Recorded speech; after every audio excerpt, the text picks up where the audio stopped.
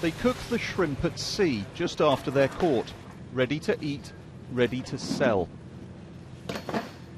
Fishing is a big part of Norway's economy.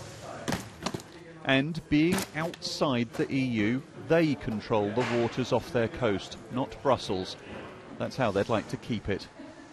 We don't want to send it away or be run by some government down in Brussels who says you can fish so much. We want the Norwegian fishery to be just what it is.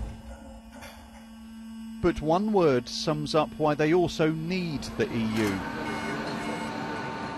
Exports. The economy is dependent on them, and most go to Europe. So when the voters here twice rejected joining the Union, Norway decided to join the European Economic Area. It makes them part of the EU's single market. But having access to this vital export market comes at a cost. Norway has to obey the trading rules of the European Union. And yet, unlike the 28 member countries that make up the EU, it has no say in what those rules actually are. They are literally imposed by Brussels. Springs for Norwegian mattresses exported to Germany. Being part of the EU's single market speeds things up for business here, but the manager isn't convinced the current relationship will benefit them forever. Norway is in a situation today where we have to adapt. We have to adapt what others decide for us.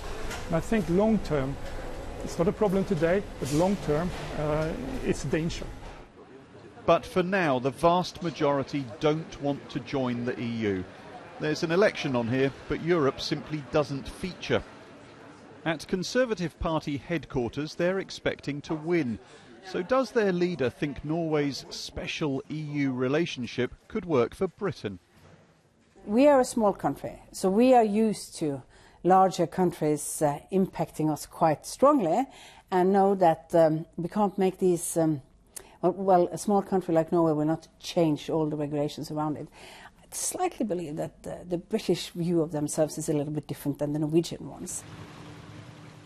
Here then, they feel at peace with their EU arrangement, but what works for them wouldn't necessarily work for anyone else. Matthew Price, BBC News, Norway.